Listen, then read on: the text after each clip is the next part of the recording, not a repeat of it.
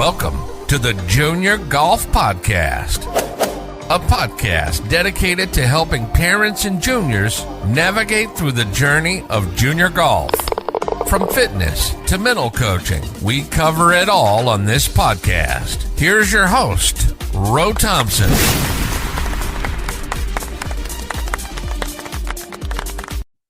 All right. Good evening, everybody. Welcome to the Junior Golf Podcast. I am your host, Ro Thompson.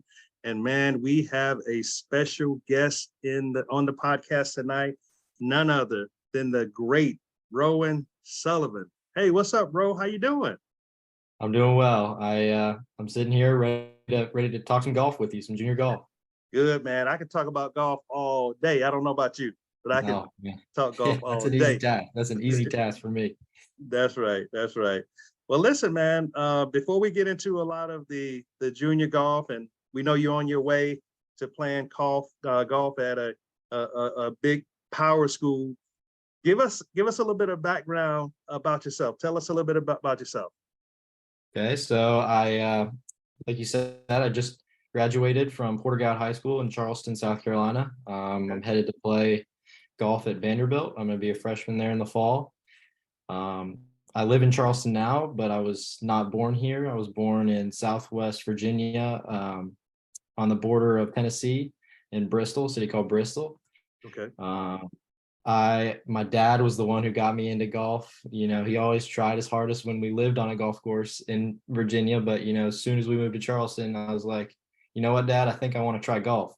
So, you know, he said, you know, of course you do. And he, you know, made the decision with my mom to join the club at Country Club of Charleston, where I practice, and I've played 6 days a week since, and course is closed on Mondays. So, you know, I have developed a serious love for the game of junior golf and have really enjoyed junior golf, and look forward to, you know, seeing what I can do on the next step of my journey. The next stage. That's right. That's right. So, man, how old were you when you got started? Do you remember? So I started playing seriously probably when I was, or competitively. I don't know if you want to call it seriously, because I played, you know, quite a few sports when I was in middle school. I played basketball, I swam, I played soccer. I really decided to focus on golf when I got into high school. That's when I stopped playing the other sports. I started playing competitive golf when I was about sixth grade, going into seventh grade, I believe. Started playing on the Sneds Tour, which was in, like I said, that Tennessee, Northeast Tennessee area. So that's where I got my start. Kind of played some 9-hole tournaments, kind of felt it out, and then decided that I really loved playing it. So I kept playing tournament golf. That's great. That's great, man. Good. It's you know, once you get into golf, you really fall in love with it, and it's hard to give it up because you try to master it, but in the back of my mind, we know we can't really master golf. You know what I mean? Yeah, exactly. That's never going to happen. Okay, so now let me ask you a question, Rowan, because you know you can get really frustrated in golf. Why do you like playing golf? Tell the audience why you like playing it so much. I'd say one of the things, like, you know, it's so cliche, but yeah, I love nature. I love to be outside. Okay. One of the things I've always loved, like I said, I grew up in a small town. I've always grown up being outside. I love golf for the places that, you know, it brings me. You know, like I said, it's super cliche, but it's part of the reason I love golf is because of the beautiful sights that I get to see. Yes. You know, my dad's taught me from a young age that networking is vital. So networking and golf go hand in hand, and I get to meet a ton of new people. Not only junior players that I enjoy making friends with, but people that are older than me, who might have influence over me later in my life. So that's an important thing that, you know, I manage diligently. And I think that's, you know, only a small part of the reason why I love golf, but I also love golf because I love competing. I'm a fiery spirit. I was named, my senior superlative this year was most competitive in the school. So, right. You know, that's something that I wear as a badge of honor. So I just love competing against yourself, and, you know, having the ball only in your hands is something that I enjoy. That's good. That's really good.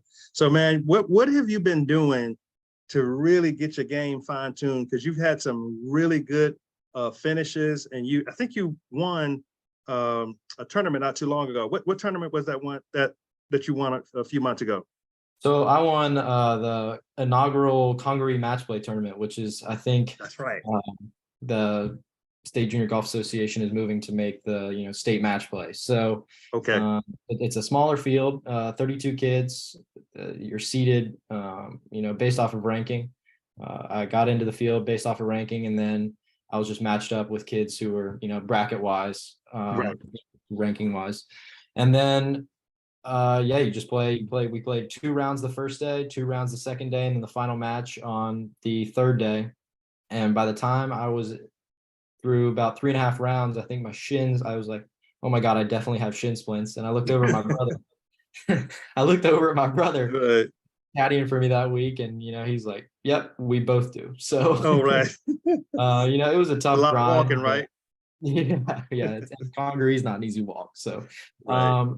speaking that fine tuning, I think that one of the parts of my game that I've been focusing on the most is learning how to practice the right way. I'm not scared of being at the golf course for 8 hours a day. Right. That's not necessarily the right thing to do, though. Most of the time, you want to figure out an efficient way to tackle your practice and do the things that you need to be doing to improve the parts of your game that are lacking. So I think that managing my practice has been the part of my game that has improved my play the most.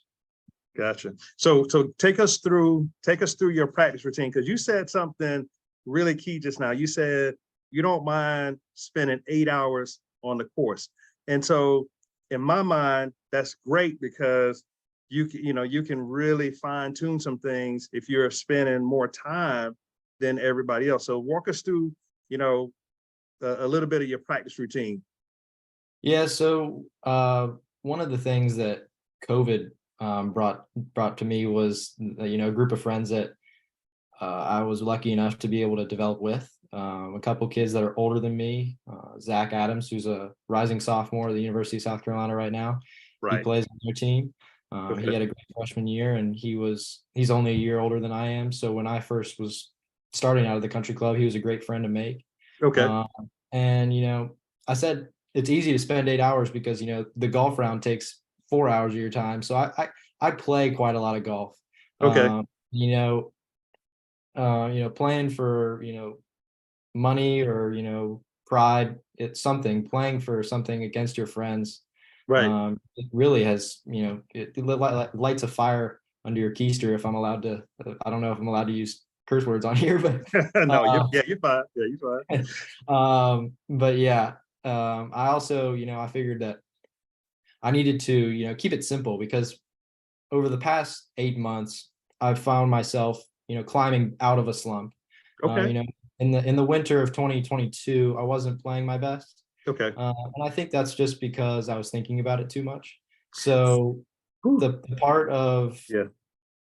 re-simplifying the game and learning how to practice, like I said, the right way, I've said it over and over, has been monumental to me, because I'm not freaking out over every little technical thing. Mm-hmm. I find myself as a person to be super pessimistic and too technical, which is not necessarily the thing that you want when you're practicing the golf swing. So I've really had to work hard to learn to just practice simply and practice the right way. Short game putting. Mm-hmm. I like to think about one thing at a time now, work on Right. one time. And, my coach always tells me that fundamentals are the most important. And if you can't start with your fundamentals, then you're not going to go anywhere. So making sure You want to give a shout out to your coach, bro? I go to Justin Parsons, and Chan Okay. Reeves. They kind of share me. They both are stationed in Sea Island, so I go to the Golf Performance Center down there. Okay. And I've been really thankful to them for what they've helped me do as well. Great. There's nothing wrong with giving a little shout out to your coach every now and then. Mm-hmm. That's true. He doesn't need many shout outs from a guy like me, but he might appreciate it. Right. So what would you recommend, when you look back on your journey, what would you recommend to a 10-year-old, a 12-year-old, somebody that's younger, what would you recommend to them to help their journey be a little smoother? Smoother. Oh, I would say that to make your journey smoother, you'd have to accept the ups and downs. Yes, You because they're gonna know, come, right? yeah, they're like I said, on my way working out of a slump. I believe I'm out of it and I'm playing well now. I'm playing my best golf in a while. But yeah, it's kind of an ironic statement, the fact that to smooth the road out, you have to understand the bumps and turns. But I think that's truly, the best way to understand it, because if you let yourself get down for a long period of time as a 10, 12-year-old kid Mm-hmm. who just wants to play the game that he loves, you're going to get burnt out. Gotcha. And I think that it's important just to love the game for what it is while you're that young and learn how to compete. Because once you get to my age and our age group and our physical capabilities, pretty much everybody can hit it the same way. Once you get to the top level, everybody can make a putt. It's whether or not you got the courage to compete that way and stand up and make the putt. So I think that loving the game for what it is, and being a true competitor, learning to be a true competitor, and staying resilient is important. Yeah, I like what you talked about when you said, you're going to have ups and downs, and you have to be able to accept that for what it is, and just be patient enough to come out of the slump when you're in it. Do you know why you were in a slump? Yeah, I think, like I said, I was just kind of like thinking about it too much. I was too deep Right. into the golf game. Golf Mhm. had kind of grabbed me and pulled me into a hole, and Gotcha. just It started can do wrestling. that. It can do that. It was doing the death roll with me. And, Right. I had Right. to kind of kick it in the gut and just kind of step away and be like, what do I need to reset? And it turned out it was my mind. So, Wow. I just need to um, keep focusing on keeping it simple. So That's I think good. I think if anybody asks me why I'm not myself when I'm playing golf, it's because I'm thinking too much. Right. Now you've had some pretty good finishes, some wins over the last couple of years. What's been your favorite win out of all your tournaments that you won? My favorite win would have to be the state junior. Yeah. I haven't won too many tournaments, but I've had a ton of good finishes. Yeah. The state junior means the most to me because of just the magnitude of winning something like that is cool to Okay. have in your back pocket, when you grow old. And that was at you know, Florence Country Club? it was at Forest Lakes or Forest Forest Lake Lake in Columbia. Right. in Columbia. Yes, sir. Okay. So, it was cool to be able to go there and win in a full field and play well. Tackle multiple, problems throughout. I mean, any problem you can think of during a golf tournament, I faced it. Was Wow. penalized during the final What? round. And Yeah, still won. but yeah, and I talk about it with my mom and dad that it's valuable that I never skipped out on the state junior, because when you grow up and you remember about the tournaments that you played in, you can always go back and remember the fact that you were the state champion of the South Carolina Junior Golf Association. So I'd say that's the most meaningful. That's good. That's a big win. Big win. And what do you uh who's some of your favorite golfers, whether it's pro, LPGA, who's some of your favorite golfers? So right now, my favorite golfer, I tell everybody, is Victor Hovland. I love his Yeah, attitude. yeah. Good Victor's player too. attitude. Yeah, I wish I could model my game after his in every way. But what sticks out to me is the way that he handles everything, and he handles it with Mhm. grace. And he's an amazing competitor, like I said, but always manages to find a way to keep a smile on his face. So, it's inspiring for me to watch Victor Hovland play golf, and he's at the top of his game right now, and he's playing well. Yes, Um, yeah, he's been really close in the majors lately. Yep, indeed. Mhm. And right as of right now, it's hard not to root for Ricky Fowler on his way back up as he claws it back out. Yeah. It's just inspiring to see those guys, with such good attitudes and who represent themselves so well, have success. That's good. Yeah, Ricky's one of those. He's one of my favorite golfers too. He's one of the main reasons why I only wore Puma for 10 years.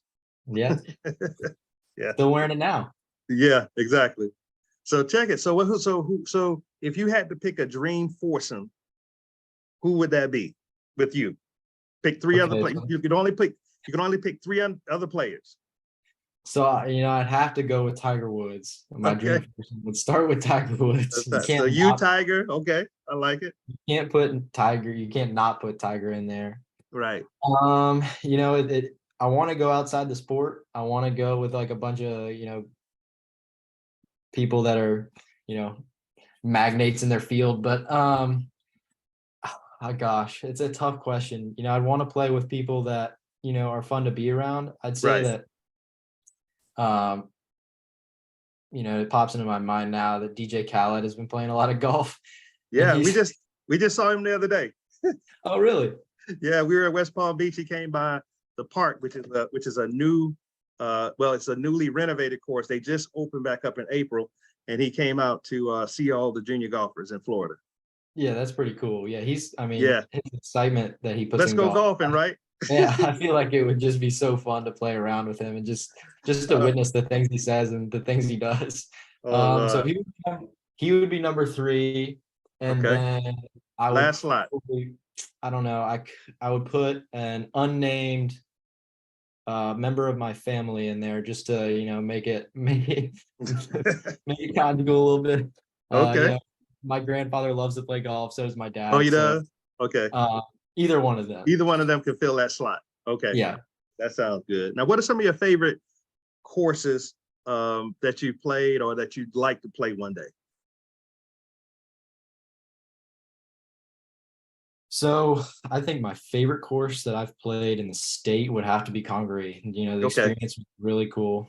My favorite course that I've played in America would have to be a course that we belong to still up in Tennessee or Virginia. It's called the Old Farm Golf Club, which is it's a newer club. It's a link style golf course, bent grass, rye rough. It's one of the most beautiful scenes I've ever played golf in. It's just it just makes me happy to go back there and play golf because it reminds me of where I grew up, and it's just one of the most immaculate golf courses I've ever played. So I love it. That's great. You said it's called Old Farm? The Old Farm, spelled with an Old E. Farm. Old. Okay. All right. I'm gonna have to put that in the memory bank, and if we're up in Virginia, we have to check that out. All right. So, man, you're getting ready to start at Vanderbilt in the fall. What's your expectations? What's your goal? So it's tough to define a goal. When going into a situation where you're gonna have to basically win a qualifier to get a chance to play, because of how well everyone is playing on that golf team. Correct. So it's tough to define a goal, but I think that one of the things that I want to make sure that I do is, like I said, be a sponge. Make sure I'm taking notes, make sure that I'm learning as much as I can from these guys that are older than me and better than me. Because at the end of the day, I'm going to be that senior. And there's going to be kids that are coming in that hopefully want to learn from me. Right. And I want to grow the game just like how they're teaching me. So, I just hope to learn as much as possible, and I don't want to be overwhelmed by the fact that I'm playing with such, good golfers, but it's going to be a challenge. I'm ready for it. And like I said, I'm a strong competitor. So I figured if I couldn't beat these guys, then I don't deserve to play on the PGA Tour. So, that's my stance on it. That's good. That was going to be one of my next questions is, would you like to take a stab at the next level?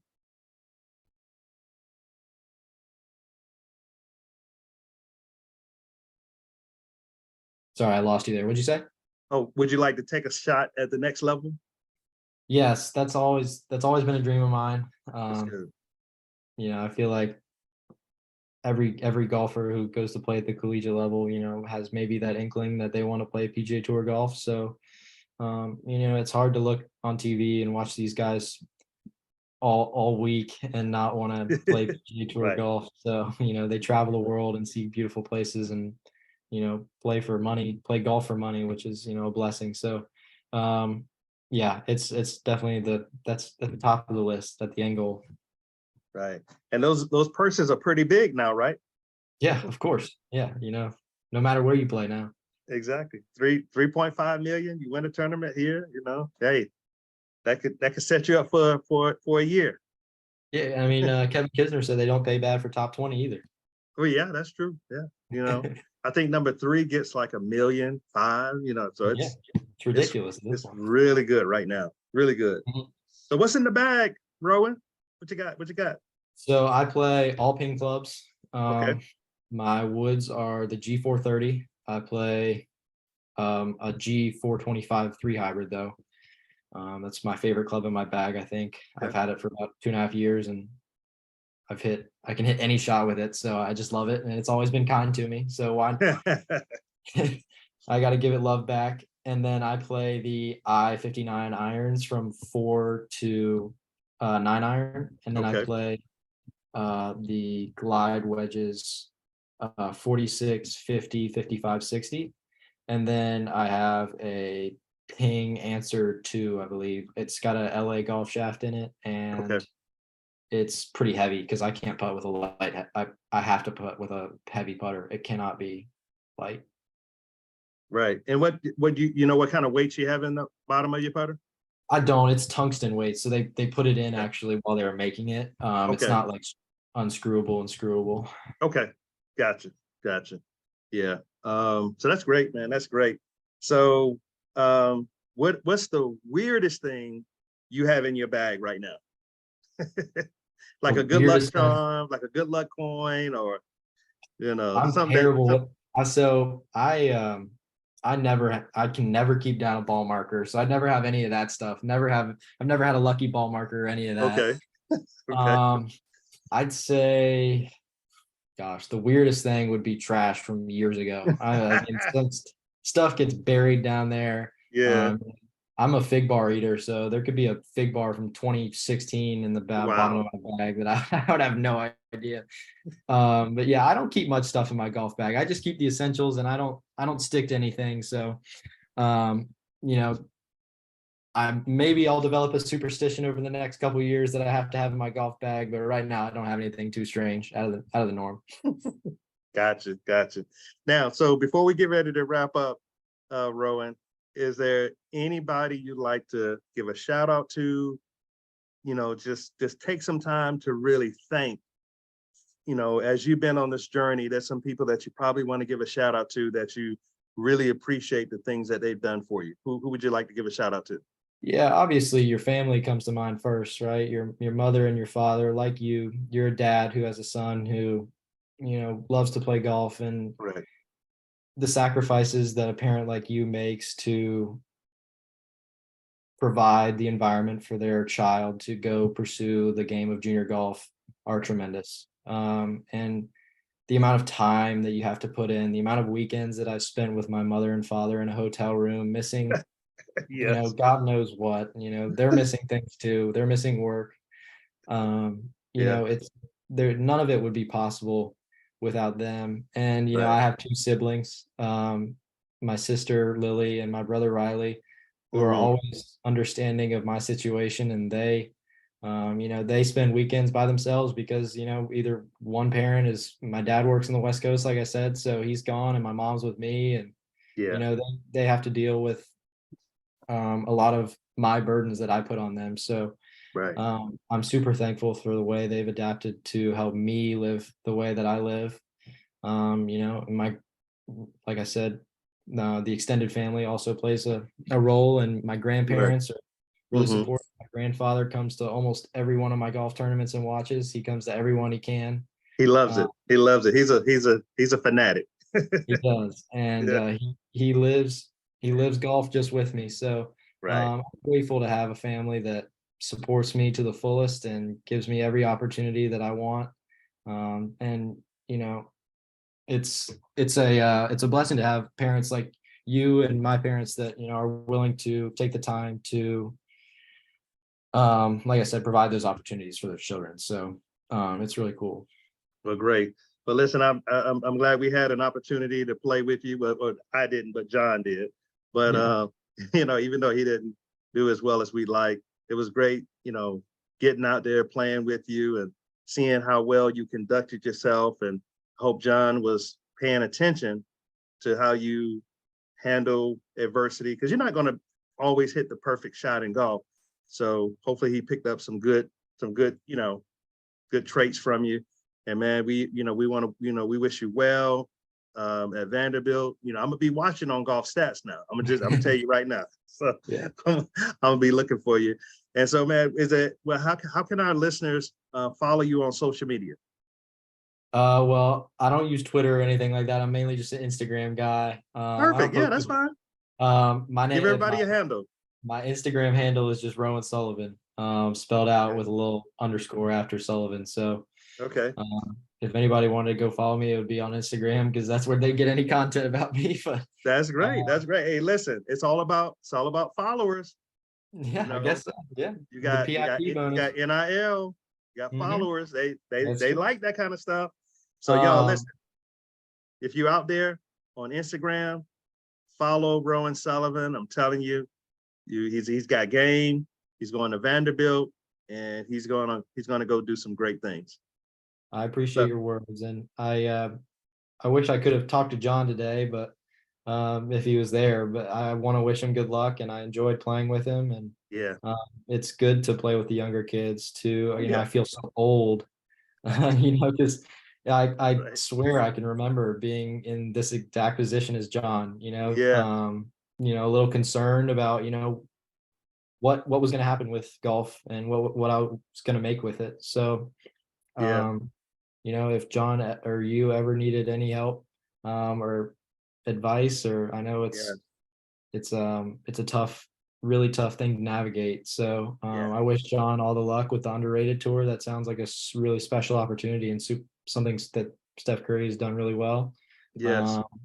And that's really cool for anybody who gets to play, just because of the stage and the name. I wish John all the luck and success, and I hope to see him on the road in the future. Yeah, I think you're gonna see him. He shot a 73 the first day, down at the park, and he started catching cramps. So hydration, making sure you drink your water, vitamins, bananas, that stuff is important. Then the second day, he started catching them in his legs, and he ended up shooting an 80. But, great overall experience. And, now he's getting ready for a couple more tournaments. I think he's going to go up for the PGA Junior in Thomasville. Okay. And he's going to go up to the South Carolina Junior Match Play, the CGA event. Okay. So he's going to go up to Gaffney for that. So I don't know if you plan in either one of those, but if you do, we'll see you up there. All right. Yeah, I wish him all the luck for the rest of the summer. Thank you, Ro. Well, listen, thank you so much for being on. You've been a great guest. Oh yeah, I'm still here. You're still here? Yeah, sorry. It's just like sometimes you'll cut out, but I'm here. That's okay. Well, listen, thank you for being on. We wish you the best of luck. We're gonna be following you, and hopefully we'll get a chance to tee it up with you again sometime soon, okay? That's all I could ever wish for. Thank you for talking with me tonight. All right. Thank you, Ryan. Have a good night. Thank you for listening to the Junior Golf Podcast. You can follow us on Facebook, YouTube, Instagram, and TikTok. We hope you enjoyed this new episode. And if you did, please leave us a review on Apple Podcasts and Spotify. Please share this episode with others who may be interested in this topic. Also, feel free to let us know what topics you'd like to see covered in future episodes. Get in touch in the comments or on any of our social media networks. See you next week for a new episode